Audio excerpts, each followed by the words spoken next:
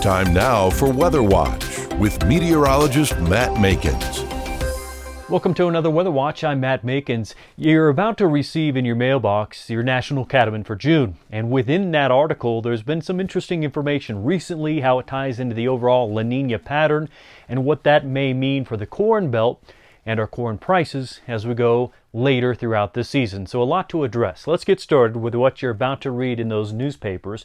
And you're going to talk about how wind events have been increasing, and that's due to La Niña. In April, we had substantially stronger wind events, especially over the northern high plains, but pretty much most of the country, with the exception of the extreme coastlines, did have more wind events and stronger wind events in April and throughout much of early May as well, due to a La Niña pattern. All ties together. You compare La Niña years to El Nino years, much windier as you approach the La Niña pattern, much calmer in El Nino. So some big differences there just beyond temperatures or precipitation.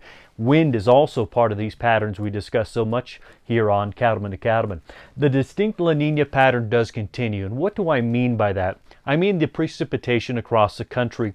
When we have La Niña, you look for drought areas over the southwest into the south. That was certainly the case in April and in May, where precipitation was bone dry in those areas. The storm track during La Niña tries to favor the Pacific Northwest at times, the northern plains, and then parts of the east. That's the storm flow during La Niña. Now, what does this mean in terms of the Corn Belt? Certainly there is an impact. So let's just focus on the Corn Belt for a moment. I've outlined it here based on USDA's outline for the Corn Belt regions.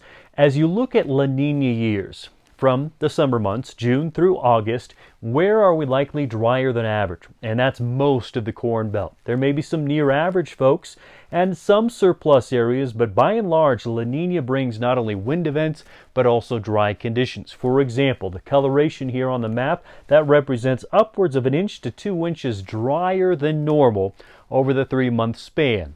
If you look at the same map in terms of, say, a percentage, it's not quite as strong. You'd still be within somewhat of a normal range, but to put actual numbers, 1 inch or 2 of water short during the course of summer due to La Niña. Of course, it comes down and boils down to the timing of everything. Timing, again, this summer will be critical for the corn crop. Until next time, I'm Matt Makens.